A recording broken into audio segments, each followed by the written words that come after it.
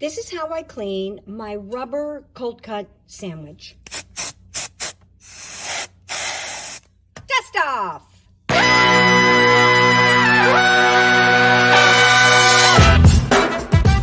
Good morning, sweet world, and welcome to the No Dunks podcast on the Athletic Network. It's Wednesday, March 24th. I'm J.E. Skeets, rolling this morning with my top shot hot boy, Trey Kirby. Hey, yo. We got the international man of mystery, taking it to the max, Lee Ellis. Friends. Lily. And last but not least, making the magic happen today is JD. Hello. There he is, and here we are. Apologies in advance if you hear some weird noises in the background from some of us today. JD, you said you got, what's going on over there? You got a plumber and Got some a construction plumber worker? right behind me. He's working on a toilet, and I got an AC guy going up and down the stairs all day. Ugh. Okay. Well, I got someone taking down a tree like 2 houses down. I can hear a chainsaw going nuts. Tomorrow, they're going to be redoing their driveway next to me, so that's going to be nice. And so anyway, yeah, apologies. First move of the trade deadline. No Dunks traded in leaf blowers for some different maintenance men. This is big. The biggest move of the week so far. Shout out Won to the the stream deal. team joining us live right now on YouTube. Like, comment, and subscribe. Subscribe. Share the show with your friends. Let's get those subscription numbers up. Email us your questions for the next Beach Steppin' podcast. Send them in to nodunks@theathletic.com. We hit the beach yesterday to answer a few of your cues. Topics included a hypothetical Lakers-Celtics trade that got everybody angry. Whether Anthony Edwards is a more exciting player than Zion Williamson. We talked about sunflower seeds and NHL 94 on the Sega Genesis and Lee's leaky roof and Tim Hortons making changes. We had a blast on the beach. Lee, did you get up in the attic last night? This morning I checked it. The storm. The daily check. I was kidding, but you're serious. No, well, we were expecting a storm last night. It didn't really happen though, so I didn't wake up with that howling wind, that whistling sound that really is worse than a nightmare for me. So I just had a little poke up this morning, and safe and sound for now.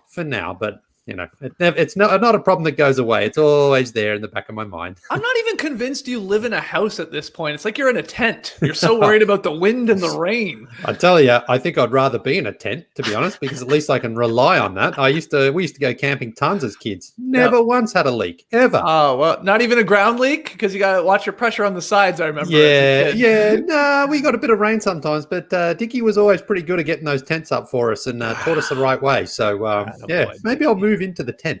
All right, awesome.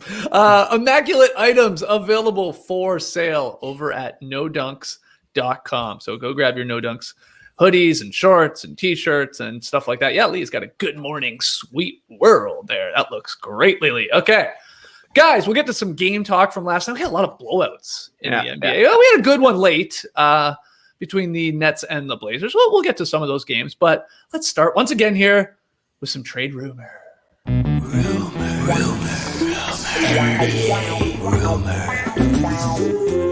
The way JD says it, so sexy. Trade rumors, trade deadline tomorrow, just over 24 hours from now, it will be in the books.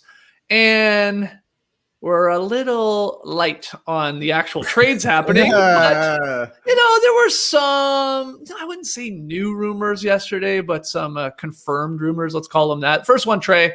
Have at it here. The Rockets are apparently progressing in talks to trade Victor Oladipo. Again, this is a name that's been in the trade cycle for a while, and it sounds like it's going to happen. It's just to who. So do you have a thought on where he could go and what it will take to get him? What's your take on this?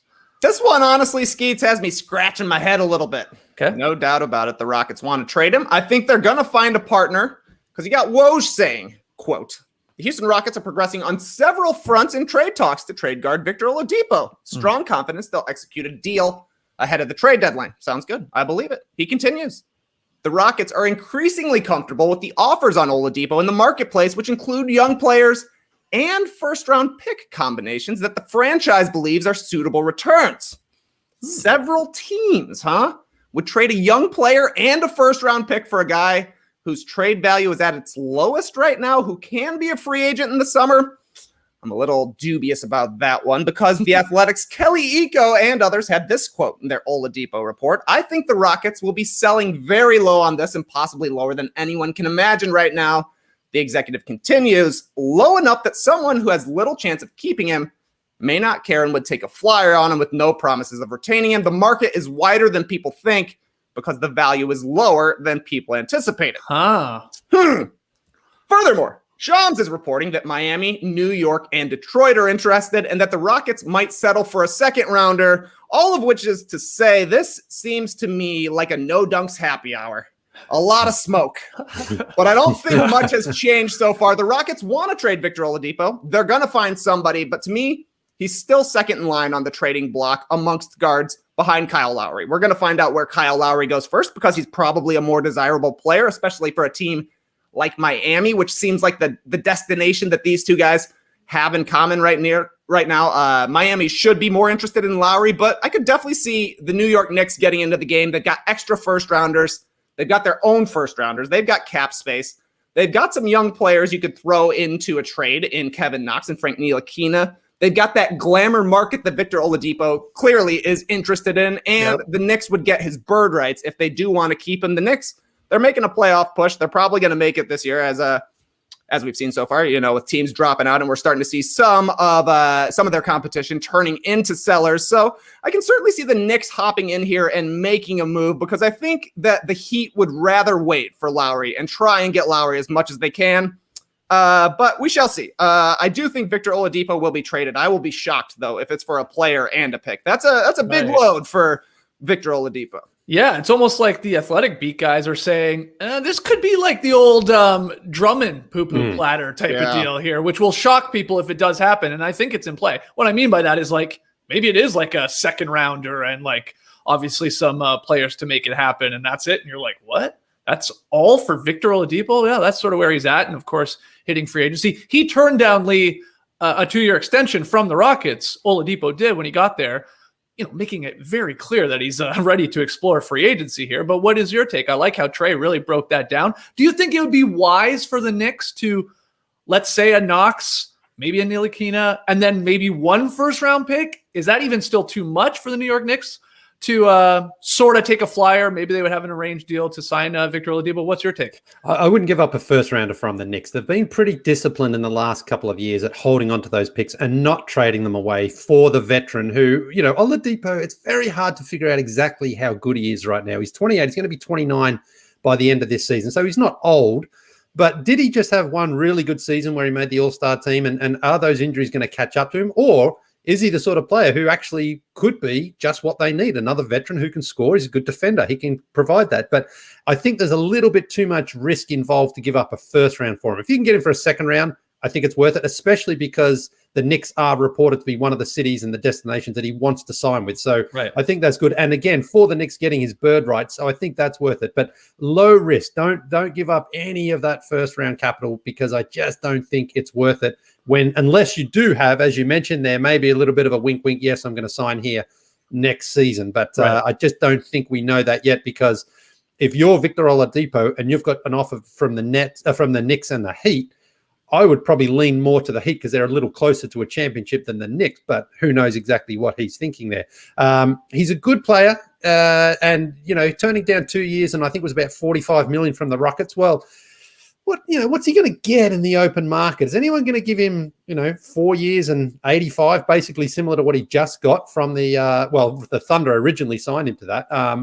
I'm not sure there's a huge market for a guy like that. Like, I don't know there's going to be people just lining up to throw money at him next season, even though it's not there's not tons of free agents out there. So I'm not sure, but I just think that if you're the Knicks, resist giving up too much because I think he can be had for less, even if it is one of your younger players there, like perhaps a Knox or a Ntilikina. I think probably Ntilikina out of those two. Kevin Knox, I liked him at the start, but he doesn't seem to have found a spot there with Thibs. So I think there's something to be done for the Knicks, but don't give up that first rounder if I was you. Yeah, we saw Dale here in the stream team because I was saying, could this be a Drummond-like trade? That's right, Dale. Oladipo for a bag of beans. It could be in play. It really could, as the guys have taken us through here. Okay, so that's Oladipo. We'll keep our eye on that. Our next rumor here, the Nuggets, I guess, are interested in Evan Fournier. Now, Sports Illustrated's Chris Mannix, he says that the Magic are committed to moving both Aaron Gordon and Evan Fournier before the deadline. Now, Orlando, Houston, and OKC, they're seen as the top sellers here, so that makes sense. Orlando is in that mix. Houston with Oladipo, OKC probably with Al Horford and George Hill as sellers. I saw that Josh Robbins with The Athletic had a great breakdown from the Magic side of things with potential trades that we could maybe see here in the next 24 hours. Some of them involving the Denver Nuggets. I talked about Aaron Gordon, I thought being a perfect sort of fit there in Denver to replace Jeremy Grant, replace Torrey Craig, got defensive wing guy there. Fournier, though, I think they could see him as like an upgrade over Gary Harris. He's a 20-point per game scorer. Evan Fournier is, he's 28 years old, though he's bolded like he's 45, but he's good. Decent percentages, 46% from the floor, 38.5% from deep. He would help. It's just, is this a big deal where it's AG and Fournier going to Denver? Or is it maybe just one or the other? And which one would they want more? I'll throw out a couple trade options. I'd love to hear your take, guys. From, again, Josh Robbins of The Athletic. Go to theathletic.com/no-dunks. Get in right now for $1 a month. This one. This would just be for Aaron Gordon. Aaron Gordon going to Denver and Kem Birch for Gary Harris, RJ Hampton, and Denver's 2021 first-round pick. Simple as that. Is that enough? You're sort of, you're moving your head back and forth a little bit. You got your nose turned up a little bit, Trey. You don't hate it. You don't love it. What's your take? Yeah, I don't hate it. I don't love it, which means it's probably a good trade. Yeah. It seems like a little steep to be giving RJ Hampton up and a first-round pick to me for a guy who will have an expiring contract come the offseason in Evan Fournier.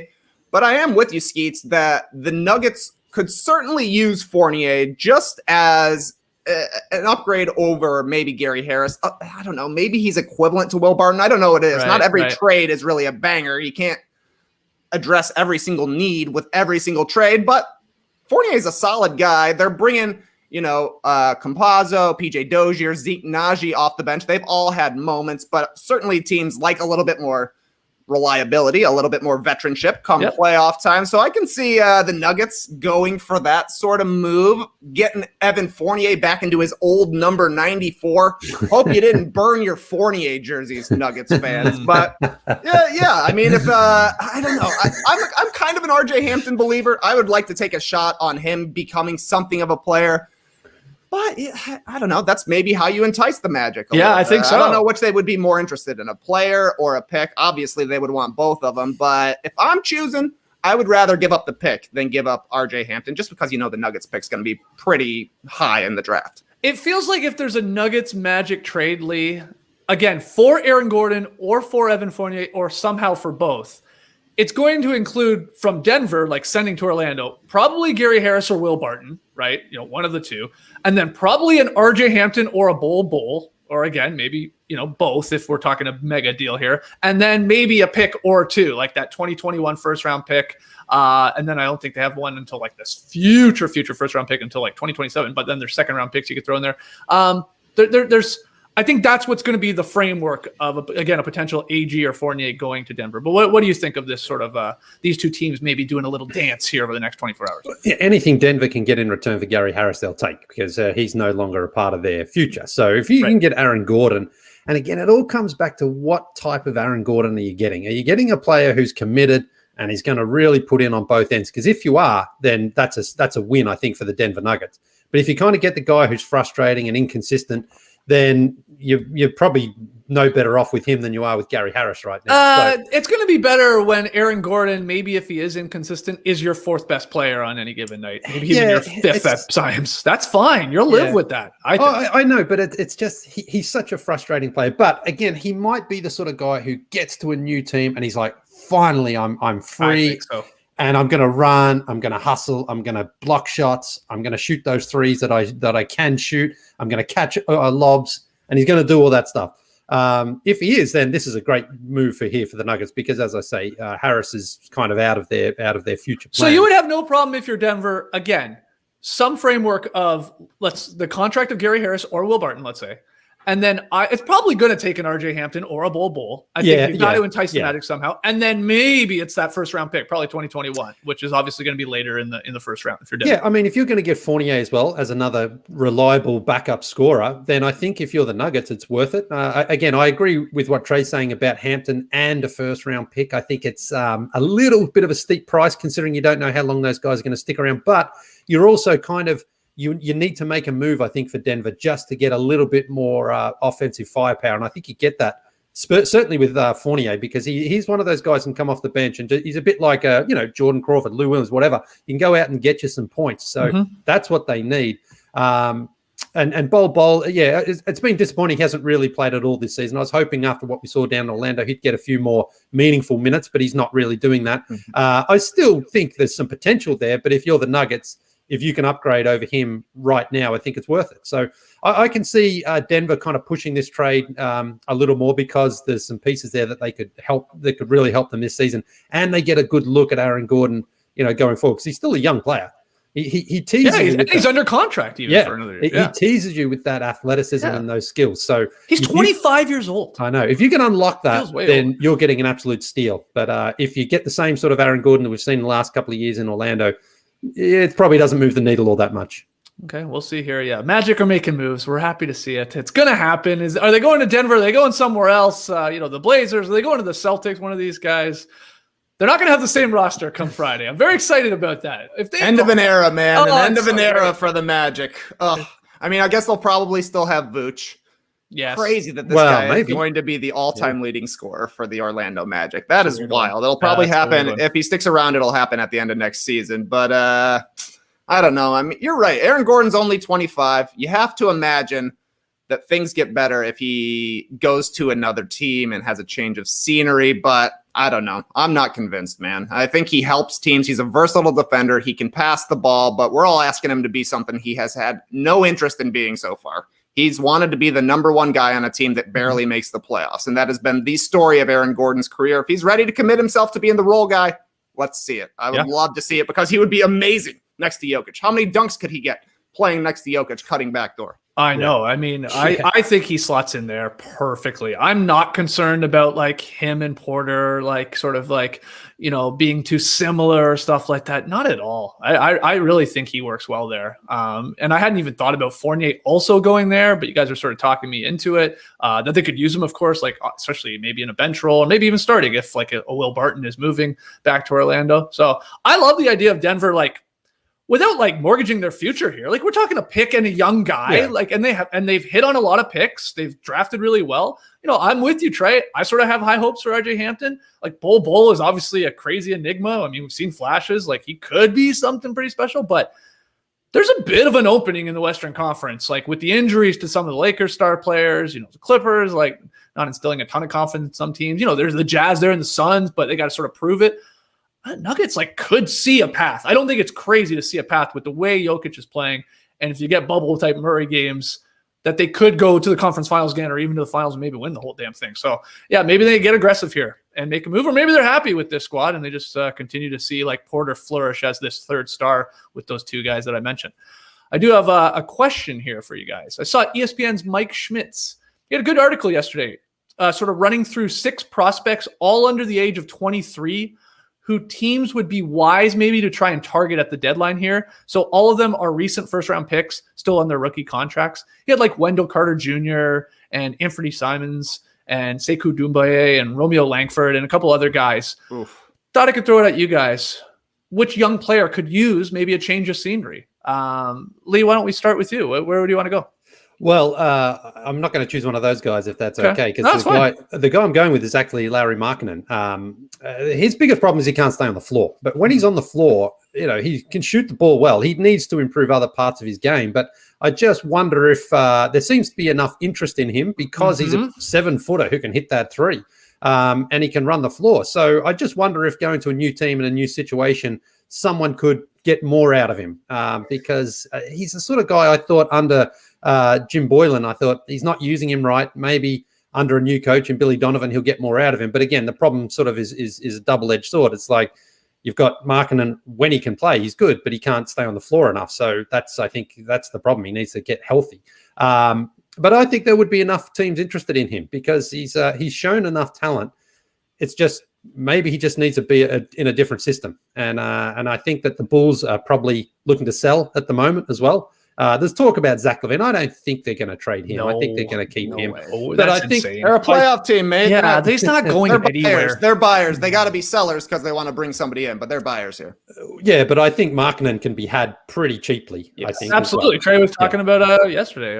Yeah, I agree with you that Lowry Markkanen. There's interest. You can see why, and I think the Bulls, if they got something back that intrigued them, they probably would move on from Lowry Markkanen. And I would like to just see how he would go in a different situation. Yeah, where, sure. It's like you just sit on the perimeter and shoot those threes, and just with a different coach, a new city, new team, maybe things would be better for him because he's another guy. He teases you, but then it's like, he's out for 5 games, and you're like, okay. There's a lot of that. There's a lot of that. Some of those other names, Trey, that I threw at you, or somebody else that you have, a young prospect that you could think getting traded at the deadline would help his career? Well, Skeets, let me just tell you how much it hurts my heart to hear Wendell Carter Jr. listed amongst Sekou Doumbouya and Romeo Langford, guys that are barely in the rotations for their teams. And this was a guy starting for the Bulls not too long ago. Not to mention Lee wants to trade Lowry Markkanen, and I'm 100% in agreement with him. Yeah. Let's see if we can get this trade done with the Pacers. That's my new trade for the Otto Porter, Domantas Sabonis, and Malcolm Brogdon for Porter, Markkanen. We'll even throw in Ryan Arcidiacono. Seems like he would be a perfect fit for Indiana, if you know what I'm saying. As for me, the player I think could use a change of scenery, the most correct answer, you don't want to hear it, Skeets, it's De'Aaron Fox. But that's not a conversation to have right now. If he finishes his contract with Sacramento, that hasn't even started yet, I will be shocked. That being said, the Kings sound like they're going to be active. Harrison Barnes seems like he could be traded. Rashawn Holmes fallen off the map a little bit here, but I would take a spin on the Bagman. Oh, that's right. Marvin Bag of Beans Bagley. I'm still a fan of this guy. It could be because he wore an eye patch on the starters, but I really do think he's talented. He's only 22. He's one of the fastest big guys in the league. He has shown flashes. The problem is that he's always, as long as he's with the Kings, he's always going to be compared to Luka Doncic and Trae Young. His comps from the draft, but he's still been a solid guy. He's at 14 points, 7 rebounds a game, 50% shooting, 35 from 3. I think he can get better. Just needs to get a little bit stronger. He needs to kind of find the balance of his game, playing as a role guy versus a pop guy. But we know that at the very least, Dad Bags wants him out of Sacramento. We haven't heard much about that lately, but there were some rumblings early in the season. That's a buy low guy I would be interested in. Marvin Bagley. It's a good one. This is a decent one, too, from Jay in the stream team. I'd like to see Cam Reddish on OKC, somewhere where he could run wild and figure out his game a little bit more. Cam Reddish's name has been popping up in some of these trade rumors. The Hawks interested in a few players, apparently. I guess Marcus Smart was maybe on their list, and Malcolm Brogdon they're maybe trying to call the Pacers about. So maybe a Cam Reddish getting an opportunity somewhere else, but we'll see. Great stuff. Get your answers in. Tweet them at us at NoDunksInc. Which young player could use a change of scenery? Who will be traded over the next 24 hours or so? Okay, let's leave it at that. I mean, look, there's been no real news, updated news on the Kyle Lowry situation. It sounds like it's going to come down to the last minute here. Is it just the Raps like trying to run up the trade offers, Lee, between 2 or 3 teams? Like if it's Miami, it's Philadelphia. Is there a third team we don't even know about in the mix? It feels like it's going to come down to tomorrow, like to the final minute, I think, of this guy, Kyle Lowry, being traded. Yeah. I mean, this 9-game losing streak sort of has, I think, changed things as well. Because if the Raptors were in a strong position, say 4th or 5th in the East, then I don't think he gets traded at all. But now it's like, well, the season's pretty much shot. So let's cash in while we can. But Zilla this morning as well, kind of saying, can Pascal be had? Yeah. Can he be had? I mean, I saw he that. He makes a good point there that, Fred VanVleet is more likely sort of taking over the throne from Kyle Lowry as far as the sort of way that he plays, the style that he plays, the leader and all that. And Pascal, who, he earned that big contract from his great play and he, of course, won the championship there. But he has sort of struggled a bit since then. And he's a frustrated man right now. He is. I don't know if he got fined $50,000 or not. Well, in the end. I guess they talked. They said that wasn't true, right? Yeah. So I'm not sure what happened, but that's the second time he's kind of got into it a little bit with Nick Nurse this season. So I think there's some frustrations there. So Yeah, I for a longest time have thought there's no way they're going to trade Kyle. I think the Raptors are going to make one last push, but now where they are, I think Masai will move on from him. And it might not come down until 2:56 tomorrow afternoon Eastern, but I think Kyle will be a Miami Heat player. That's my tip. So Trey made a good point before we went live here today. Saw me wearing the Lowry Raptors jersey. I'm wearing it because I was like, this could be his last game as a Toronto Raptor until he eventually comes back at the end of his career. Though, would he ever play? He'd probably just sign the old 10-day contract and retire. But Trey said, well, if he's being traded, he's not going to play tonight. I was like, whoa, I hadn't even thought about that. And I hadn't seen any reports about that, Lee. Like, there's been no word. Like, when was his birthday? Is it today or yesterday? I can never remember. Anyway, I'm not sure. But I hadn't thought about that. Like, yeah, if he's actually going to be moved, it'd be pretty silly if he plays tonight. From the organization standpoint, you don't want the guy to get injured or something crazy to happen. But I haven't seen any reports that he's not playing against Denver. So there's no leaks that come out of Toronto. Well, if anything, I think somebody's trolling Shams with this. Like, Siakam just got fined $50,000 by the team. It's like, no, and then I was like, no, he didn't. Like, what's going on? Yeah, we'll see. We'll see. Does Lowry play tonight? Is it his last game? Is he still there on Friday? Find out soon enough. Okay, let's get to some of the games from last night. At least one or two of them, at least. The best one was the nightcap, and it was James Harden having 25 points and 17 assists as the Nets beat the Blazers 116-112. A lot of lead changes, a lot of ties. Good game. Again, a lot of the other ones were blowouts. But Trey, big takeaway from this one. Just another banger for James Harden, slicing and dicing the Blazers. Not a great shooting night. Got a lot of free throws, but the Blazers honestly just could not stay in front of him. Harden tied a career high with 17 assists, and the Nets got another win without Kevin Durant. This one, obviously, without Kyrie Irving as well. And I got to tell you, coming around on the James Harden MVP case a little bit here. They have, you can make an argument they've been the best team in the league since they acquired James Harden. Most of that, obviously, has been without Kevin Durant. Some of it without Kyrie Irving. But the way he left Houston was a disgrace. There's no doubt about it. But can you blame him? Daryl Morey, Mike D'Antoni, Russell Westbrook, they all asked out. They just did it first. They had their wishes granted. Harden allegedly asked out in the offseason as well. But Houston is the team that said, we want to get uncomfortable. We're fine with that. So Harden said, you're not going to grant my wish? I will grant your wish. Houston asked for it. Houston got what they asked for. They finally traded him. They lost 20 straight immediately. If they had figured out the Harden trade before they figured out the Westbrook trade, James Harden is probably the MVP leader right now. And I think you can just point at the development of Nic Claxton to say so, because people are like, wow, Nic Claxton is good. They've already got their Jarrett Allen replacement. He looks like a young DeAndre Jordan catching the lobs, defending the rim. But it's actually James Harden who's really good here. Bingo. Oh, my goodness. 8 makes for Claxton last night. Looked awesome. 4 of them were alley-oops from James Harden. He's doing what he did for Clint Capella when he was a Rocket. This is not dissimilar to Steve Nash getting contracts for so many different guys. Harden, man, that if we could erase that 1 month with the Rockets, if they would have figured out a way to trade him in November, there's no doubt in my mind that Harden would be leading the MVP race right now because the guy is unstoppable. Unstoppable. No one can stay in front of him. I mean, the Blazers aren't a defensive team. That's why I was excited to tune in for this game. I was like, ain't no defense being played between these two teams. It's going to be a banger, and it played out as it did. But, yeah, I mean, a trade in the offseason, you're good. But a trade during the season, that's tough. Right. I mean, I will say for Claxton, and this isn't Harden's doing, the guy plays hard on defense. Like, he's for a big, right? He's like pretty switchable. So that is good. And that's a nice wrinkle that they could have, of course, in a playoff series, Lee, where they'd feel maybe a little comfortable with him sort of at the 5. And again, getting switched on to guards. And he's athletic, but otherwise, offensively, 100% agree with you, Trey. This is the Harden factor. It's Nash-like. And Harden wasn't going to play in this game. I mean, apparently he had a sore neck, but he gave it a go. And I saw this stat going around. No guy has played more games than anyone in the NBA since Harden entered the league than James with 871. Bit of an Iron Man there. And you sort of don't really think of it because, I don't know, I guess you're like, nah, he's always up in the club. And, you're just seeing him on social media having fun. But he rarely misses games. He's sort of like Iverson that way, or I guess MJ to some extent, Lee, where he's like, go out and party all night.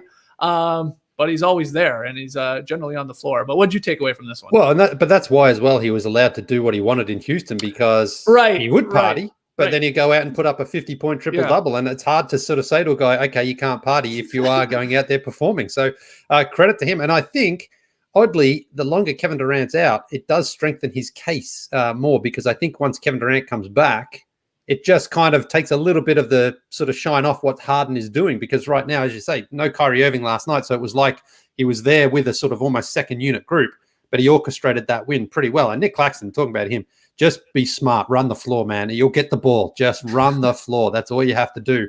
And he's doing that really well. And this was a great game. It was a good back and forth. Controversy sort of at the end there, because a call was made that was overturned, but the Blazers didn't get the ball, but they did from the jump ball. And Lillard, I thought he was going to pull up from just inside half court there to tie the game, but he kind of just stumbled a little bit, lost the ball, and they went out to Covington, who got fouled and then missed one of the free throws. So the Blazers had a chance to maybe extend this game and missed it at the end. But no, James Harden was incredible again last night, and he has been incredible. And Mike Breen talked about it on a game recently. I think it was against the Knicks, saying he just thinks that James Harden is more fun to play with right now. I don't know if that's right or not, but I think James Harden looks like he's having more fun to me than he did in those that sort of last season or two there in Houston. I just think he is. He looks a little bit more at ease. He's in control. Yeah, the shot wasn't great last night, but he was in control. He was the best player on the court last night, going up against another MVP candidate in Damian Lillard. So this is things are going very, very well there for the Brooklyn Nets. Everything is going well, and as I mentioned, Kevin Durant is still to come back to that team. So they're in a very, very nice spot right now. What do you guys make of these? To bring it back to the birthdays, just to correct myself, Kyle Lowry's birthday tomorrow on the trade deadline day. Wow. But people saying that Kyrie Irving is away from the team right now. Now they're saying for family matters, and it might be the case, but a lot of people are like, well, it's his birthday. And then he just celebrated a birthday. He did. Won a little birthday time off. Who knows if that's the case? We would just be guessing. It's a pretty interesting timing, I will say.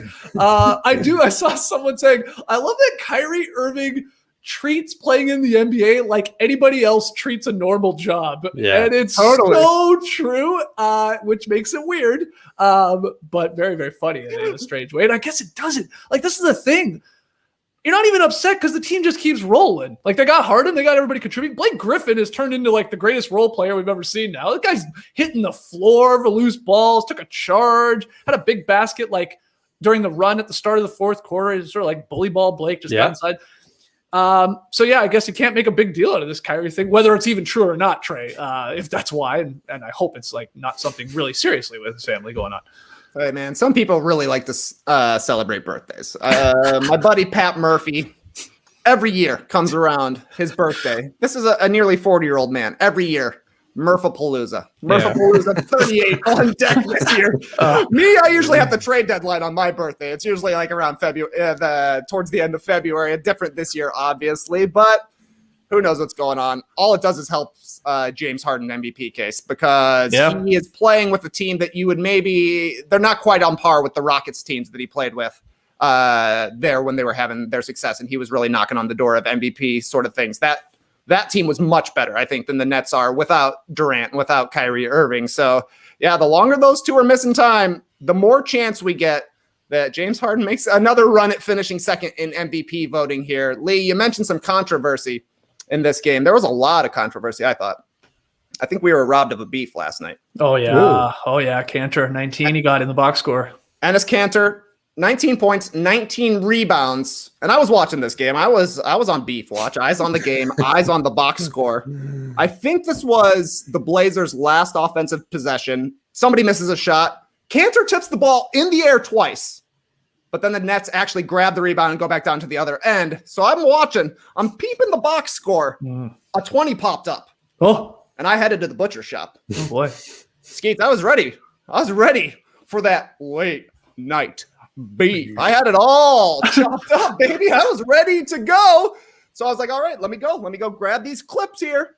Went over back to the video box scores at NBA.com, and suddenly this man has only 19 rebounds. Dubious. I don't know where that last rebound went. I thought they had it. I thought he had it. They took it away. It's probably the right call since the Nets actually did come down with the ball. Still disappointing, though. But that's, I mean, you see guys tap it out to their teammate, and the guy who taps it gets the rebound. So I know. It feels like they go back and forth on that, though. There's no real steadfast rule. It feels like to me, especially in watching all these clips that Trey's been showing us over the last year. I'm like, wait, that's a rebound? And then sometimes you see it and it doesn't show up in a box score, like another controlled tip or something like that, or what appears to be a controlled tip. Very strange. So very dubious. Strange. Yes. That should have been, would that have been Cantor's third big beef of the season? Does he already have two? I think he has at least two. That might have been his fourth. Wow. God, Lamar Hurd as well. We would have had. I know. I was ready. I was ready. It looks like it's going to come down to Cantor and Rudy Gobert for the Beef King this year. Andre Drummond was the lead early, but that guy hasn't played in like a month. He'd be racking them up if he could, but I don't know. Cantor looking good, dude. He's been all right for the Trailblazers. There was some questions what they were going to do with Nurk, and he's kind of stemmed the tide, literally just rebounding. That's like the best thing that Enes Kanter gives you is he crushes it on the offensive glass. That really helps the Blazers. I agree with all of that. He has been really good. Obviously, a lot of rebounds, a lot of beef. I'm always worried when I see like Cantor is having to play like 40 minutes though for my team in a game. I don't like my team's chances of winning the game. Too many. But they had a couple late guys out, right? The Blazers did. I think because of health and safety protocols. Simon's off the top of my head. Was Gary? Who's the other one? Gary Trent Jr. Did he play in last night's game? He played. Who the heck am I thinking of then? There was another player on the Blazers. Anyway, that at first I was like, whoa, trade reasons here, being held out of the lineup, but no, apparently not. Okay, dubious. Maybe had a big beef snatched away. You said at the end of the year we'll have a beef king. Do you think we should like make a crown made out of beef and send it to somebody? Yeah. Like Lady Gaga's meat dress that time. Yeah, exactly. Yeah. Okay, we'll look into that. Yeah, let us know if you know how to make apparel out of beef. We got a plan. All right. Next game here. Suns stay hot, Heat struggle again as Phoenix rolls, man. 110-100, Lily. There was always a lot of talk about the Utah Jazz rolling. I feel like there's less talk about the Phoenix Suns rolling. I keep saying that, but damn, they're good. Good victory, though. But this tweet from Royce Young I wanted to throw at you, Lily, where we're talking about Harden's possibility of winning MVP. I think we may all agree that Jokic is the front runner right now with Denver maybe putting together some wins here. Unbelievable numbers from him and the seasons he's had. But Royce Young says, since everyone is throwing out MVP candidates with the race being so suddenly wide open, I would like to add Chris Paul to the conversation. His stats don't tell the story of his value. The Suns record does, though. Lee, what do you say to Royce Young? Talk to him. I would say Royce Young is right in his assumption that he should be in there. He won't win it. Chris Paul will not win the MVP. But if you look at what the improvement the Suns have made to this point, and if they continue out for the rest of the season, then he should be in the conversation because I think he's been incredible for them. And it isn't because of the numbers. It's because of that leadership that he brings, that ability to be steady and do little things that don't always show up in the box score. I think last night, 9 points and 8 assists is all he had. Took 7 shots. But I thought he was incredibly dominant in that game as well. He just is such a consistent, reliable player who impacts winning. Without necessarily having to go out and play, like what James Harden did last night. He doesn't have to put up those sort of numbers because Chris Paul's never really been a guy who's scored a ton. He's been more a guy who sets up his opponent, sets up his teammates, gets other guys involved. I mean, you go back to someone like David West, for example. David West was a 2-time All-Star, I think, largely because he played with Chris Paul, and Chris Paul really was able to bring out so much in him. And if the Suns were to finish with the first or second best record in the West or in the NBA, then Chris Paul, I mean, that narrative, that storyline is like, he's going to deserve so much consideration. But people are going to probably look at his numbers in the box score and just say, well, man, this guy could average like 15 and 8 for the season. He sort of doesn't deserve MVP from that standpoint because you're going to have Giannis probably putting up, almost a triple-double, perhaps Jokic too. Embiid's been incredible for when he comes back. So he won't win it, Chris Paul, but if you really love the game and watch the game closely, you think he's certainly someone who should get serious consideration. He probably won't finish in the top. Oh, well, he won't finish in the top 5. Probably won't even finish in the top 10. But he might finish top 10. I think he could. Yeah, I mean, he could. I mean, who knows? How big is his But he's not table gonna winning, get? and he's No, not the MVP of the Suns probably either. Well, I mean, I think you could say I think he is. Again, Booker going to have better numbers. DeAndre Ayton, one of his better games last night. Defensively, I thought he was actually fantastic. But and in terms of who's the best player on that team, who's the most impactful player, it's still Chris Paul for now, which is not great for the Suns. We want to see we want it to be clearly Devin Booker. I don't think it's clear right now because Chris Paul is just he's just a master out there. So we'll see. Great tweet. I think it's worthy. Great tweet. tweet. Wow. Great tweet, Royce Young. Yeah, that's not tweet of the night yet, but actually, Royce Young had an even funnier Instagram photo the other day. Did you see his kid at school taking his school pictures or whatever? His young little boy. Oh my God, it's such a meme. It's unbelievable. His little guy holding the apple, like looking so unamused. Anyway, Eddie, you want to speak on this? TK, Royce's tweet, Chris Paul, the Suns, wherever you want to go. If Royce Young said that on this podcast, we would hit him with a homer. Look, I know Chris Paul is no longer on the Oklahoma City Thunder, but that is why Royce Young has him in the MVP conversation. Royce Young voted for Westbrook an MVP in 2016 when he had the numbers and not the record. It's a no for me, dog. Not every player has to be considered for MVP because we have real MVP candidates out there. If you're making a case for a guy who doesn't have numbers but does have impact, clearly the case is for Rudy Gobert. He would be the one that you would say could be in the MVP conversation despite not having numbers. He's the backbone of the Jazz's defense. His role game is really beneficial to Donovan Mitchell and the Jazz's offense as well. If you want to make a case for saying that the record is important, then it's got to be Giannis, I think, because he does have the MVP numbers. To me, Chris Paul has been incredible. The Suns have been great. And if they finish first or second in the Western Conference, I think you're right, Skeets. He's at least a top 10 MVP candidate. That being said, he's not really an MVP candidate. Yes. Okay. Good win from the Suns, but he's not sitting at the table, Royce. No. We're closing reservations. Yeah. The hot table. Everybody's trying to make reservations right now. Well, I don't think so. This guy's sitting at the head of the table. All right. Jokic. His 12th triple-double leads the Nuggets past the Magic 110-99. Then we had Julius Randle scoring 37 3/4 as the Knicks crushed the Wizards 131-113. Brandon Ingram, Zion Williamson, they paced the Pelicans to a blowout win over the Lakers. And then Tobias Harris, Toby, coming up big as the Lakers held off the Warriors. Those are the four other games, Trey. Any one of those in particular jump out at you? Yeah, let's talk about the big boy, Nikola Jokic, seizing the opportunity to make his MVP case. We know LeBron's out. We know Joel Embiid is out. And now is the time for Jokic to really make his case. Last night, more of the same. 28, 15, and 10. An easy triple-double. He's averaging 28 points, 12 rebounds, 9 assists since the All-Star break. He's scored at least 26 in every single one of those games, except for a 12-point triple-double in a blowout over the Hornets. Most importantly, the Nuggets have won 5 of 7. That is the only thing that has been limiting Nikola Jokic's MVP case, is that the Nuggets haven't climbed very high in the standings in the Western Conference. That is changing right now. The guy has been incredible since the start of the season, and he just gets better and better and better. So yeah, for me, Jokic is the front runner right now, and I'm excited to enjoy his front runner status for 3 or 4 weeks, because that's when we seem to move on to the next guy. Maybe it'll be Giannis. I don't know. We got a great race going on right now, and that's why the table's getting so big. What do you think, Lee? People are saying the table consists of, I like this tweet from Jay again, making this show. I'll throw it up here. The table consists of Embiid, Jokic, LeBron, Dame, Harden, and Giannis. Those are the 6 people at our table for the MVP. You agree or disagree? Yes, I think so. Okay. We've had Jimmy Butler sort of turn up to the restaurant. No, Kevin he's Durant. at the bar. We made that yeah, very that's clear. right. Yeah. I mean, Kevin Durant, before he got injured, he was. Kevin Durant. Can we stop saying Kevin Durant for MVP? I'm just saying. I'm saying who was there. Okay. He hasn't played in months. There. I know.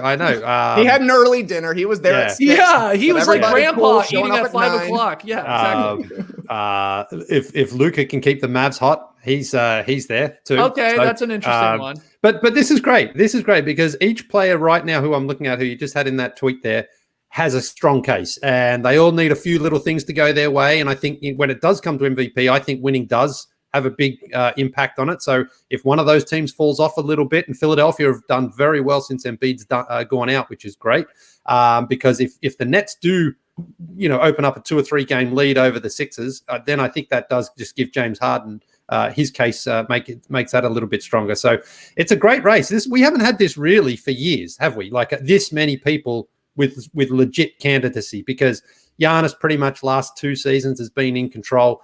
Who was LeBron was making the push last year. When Westbrook had that 30-point triple-double, it was kind of like you can't not give it to a guy who's done that. Harden did win his, and of course Steph Curry before that had a couple of great seasons. So we haven't had it like this where it's like any one of those 4 or 5 guys really could win it. And it's going to come down to a couple of little factors at the end. And someone like the Blazers, they're probably not going to finish in the top 4. That might hurt Dame.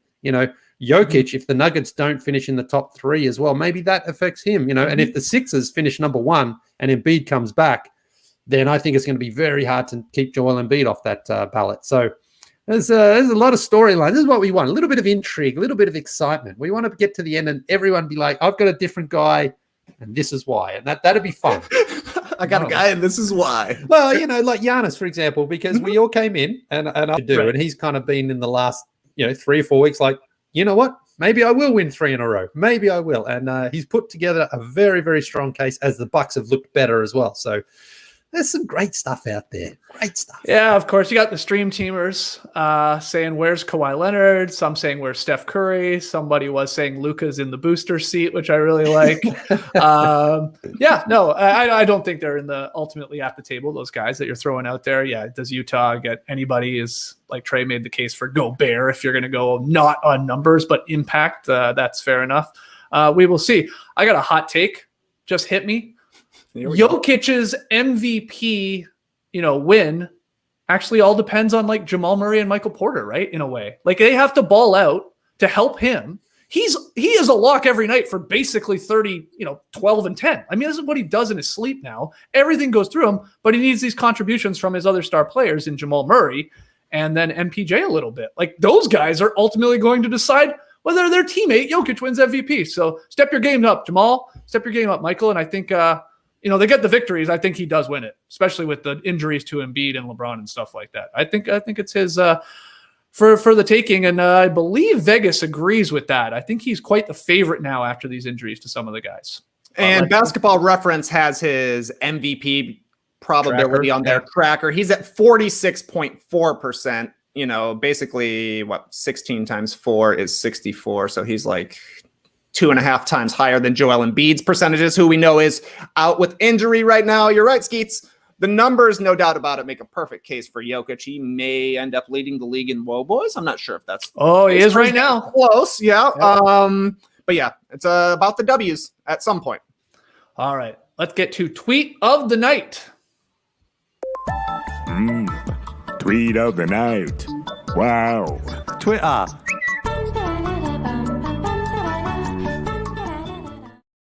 Yeah, so this one was going around yesterday a little bit. I'm sure you guys saw it. Bleacher Report were the ones who tweeted it out. It came in via Instagram, Josh Lopez.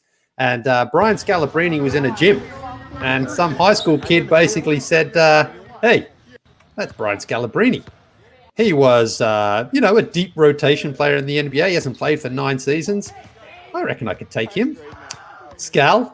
We've seen him do this before too, take on regular dudes and just sort of show them how big the difference is between NBA players and regular Joes. Now, this high schooler, he looks like Scalabrine's 6'9", and this kid looks big. Yeah. The Scal was like 240 in his playing days. He's probably a little bit heavier than that right now. But I had him like 3 times. Yeah, That's hilarious. But Scal anyway goes on to beat this kid 11-0 for a pair of shoes, and it is funny because when you watch the NBA and you look at some of those guys who are just journeymen and bench players, you think, how does that guy make it in the NBA? But the truth is, the gap between Brian Scalabrine and Michael Jordan is closer than any of us to Brian Scalabrine. Right. That's true. It is. Brian Scalabrine at one point in his life, and look, we sort of make fun of Brian Scalabrine because he's the white mamba and the red hair and that, but he stayed in the NBA for 11 seasons. That in itself is remarkable to sort of accept just being a bench guy and coming out there and playing basically mop-up minutes for his entire career. He had 29 points in one game. That was his career high, I looked at, nice. When he was with the New Jersey Nets there. Oh, yeah. But it's still great when you just see that, when a guy just says, like, all right, I'm just going to – and he was only going, you can see there, at like half speed as well. I mean, if he really wanted to cook this guy, he also doesn't even play in the league anymore. I mean, like, this is a comment I agree with. I was just about to say this. I'll throw it up here. Mavs man making the point, bruh, Scal looks so athletic in those clips, but when you watched him in the NBA, that's exactly what I thought. I'm like, my God, like you see the comparison to just like an average player. He does look like an elite athlete because he is compared to everybody. Exactly. In the NBA, he's sort of like at the bottom tier. Yeah. All these other super athletes. But it did get me thinking, who do you think is the worst NBA player who played more than just like 10 games? Like, now I know it's a little bit hard. It's a little bit hard, but honestly, I think. Okay, I bet they were on the 1999 Chicago Bulls. I'll give you that. Maybe it was Cornell David or Dragon Tarlac. Perhaps your countryman Chris Anstey. Yeah, Chris Anstey. I don't know how many games he played in the end, but I mean, Anthony Bennett only played 151 games for his entire career. I mean, he was bad. He was bad. Yeah, sure. And it was the number one pick. Exactly. Like, treated me like Anthony Bennett. He treated me love. Like, is Anthony Bennett, though, he must be in the conversation for, worst NBA player to play more than 151 games he played for his career. Like, he was awful. He might be back in the league at some point for all you know. I doubt. I mean, I know someone I just saw there said Kwame Brown, but Kwame Brown actually, he managed to get quite a bit out of his career, and he was a decent big man there for a couple of years. A decent compared to, like he wasn't the number one pick sort of value, but he really stretched it out. But I mean, what about this one? He didn't play 150 games. I just went to check. He played 139 games in the NBA.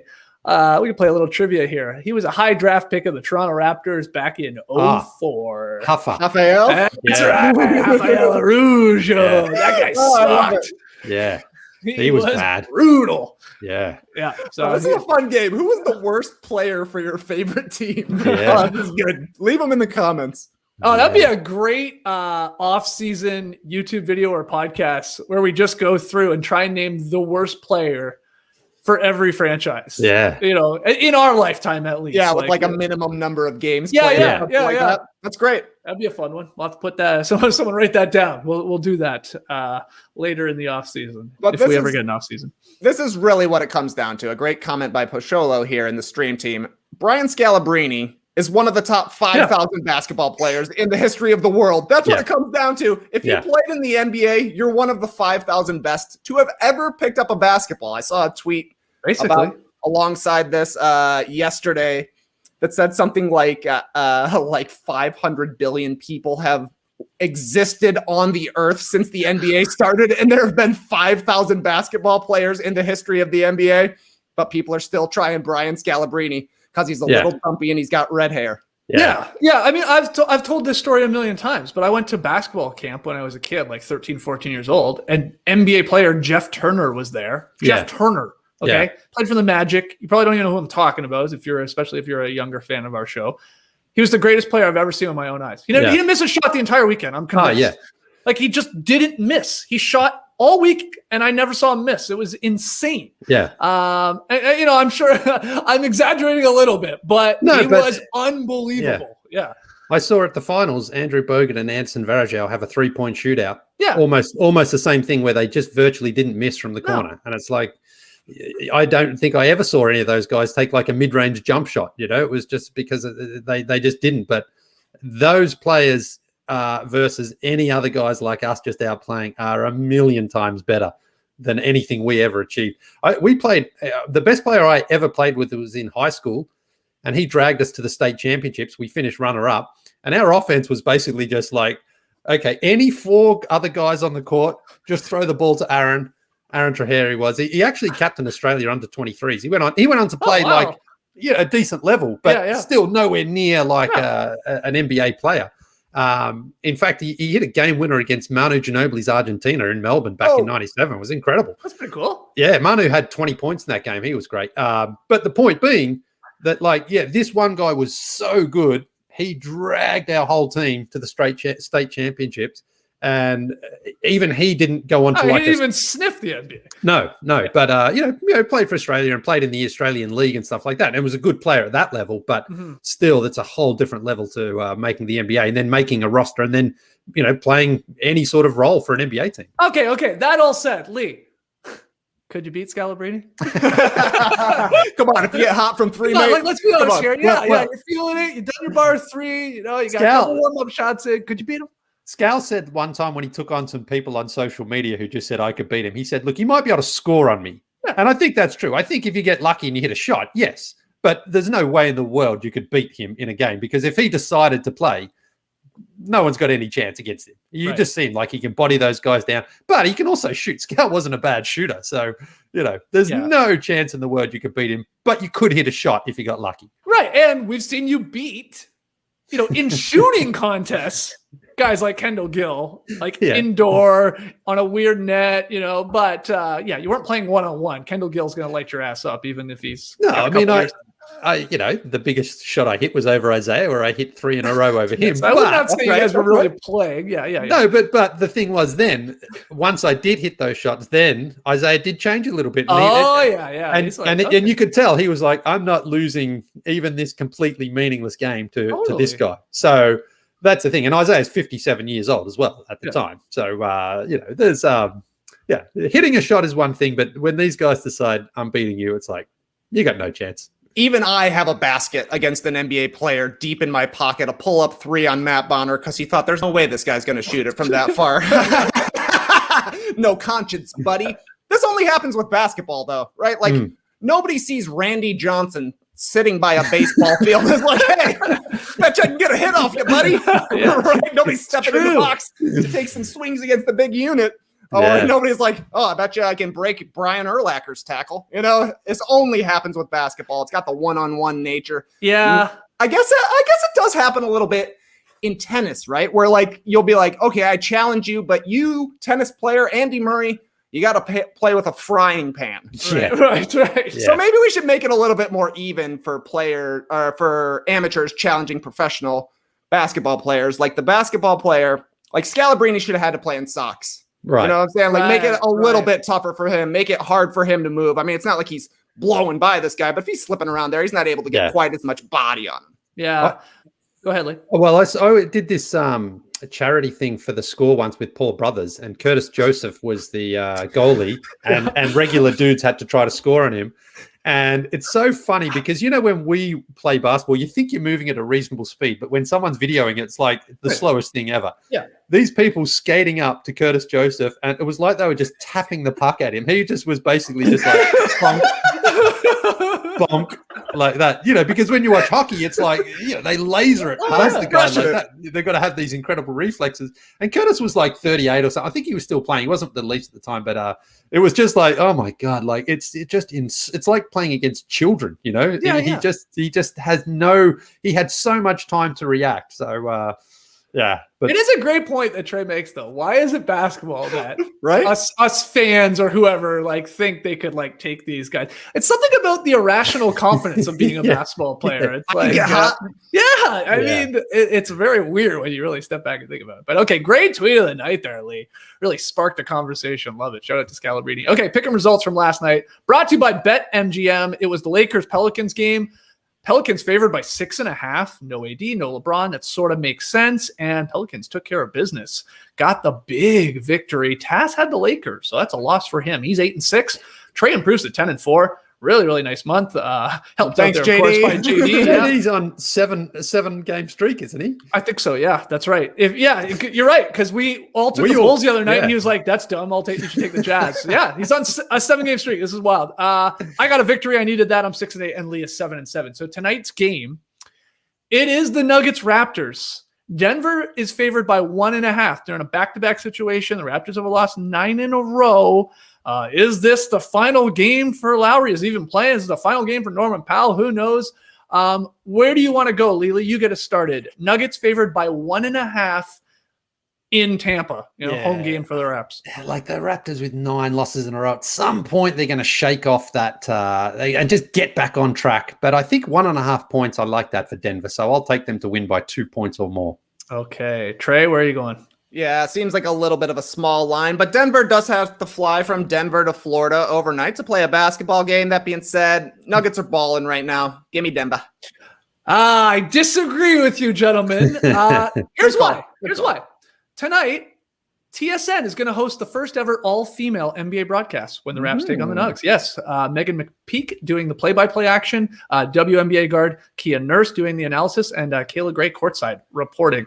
So for that reason alone, and maybe it is Kyle Lowry's last game with the Raptors if he is playing, I will take Toronto to snap the losing streak with Denver in that back-to-back situation like TK said. Let's find out who Tass is taking.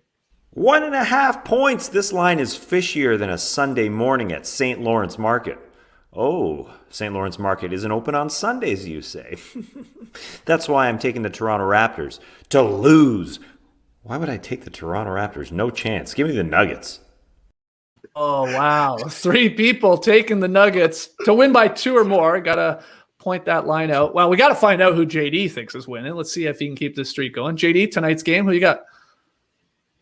Can't hear you, JD. You're muted because you got construction workers behind you. Sorry, There you guys. go. Sorry. I'm taking the Nuggets. I think they're going to be sad in Tampa because of the trades and if it's his last game, then it is kind of sad, and and they're on a losing streak and the spread is very small, so I'm taking the Nuggets. I guess I will say, if this is Lowry's last game tonight, it'd almost be fitting because if I remember correctly, his first couple of games with the Raptors, they lost when he started there, and maybe they'll end on a 10-game losing streak. Oh, God. No, give me the Raps to keep it at least a very close game and maybe get that victory and hit that money line. Good luck to everybody. That's it for us here today. We will be back tomorrow, but later in the day because it's NBA trade deadline day. We will hopefully fire up the podcast if big, important, crazy trades happen. If there's a blockbuster, we'll jump on and react to it right away. Otherwise, we got Tass's What You Need to Know, 7 o'clock tomorrow morning, and then we'll be here on Thursday afternoon. No morning show for the 4 of us here. I guess Tass, in theory, will probably be joining us for the deadline show in the afternoon. I think he said he would. Yeah. Okay, so that's fantastic. So we'll have hashtag full squad for that. Hopefully have some trades to talk about. And again, we'll probably fire that up around 3:30 in the afternoon Eastern time on Thursday. So that's the trade deadline day special.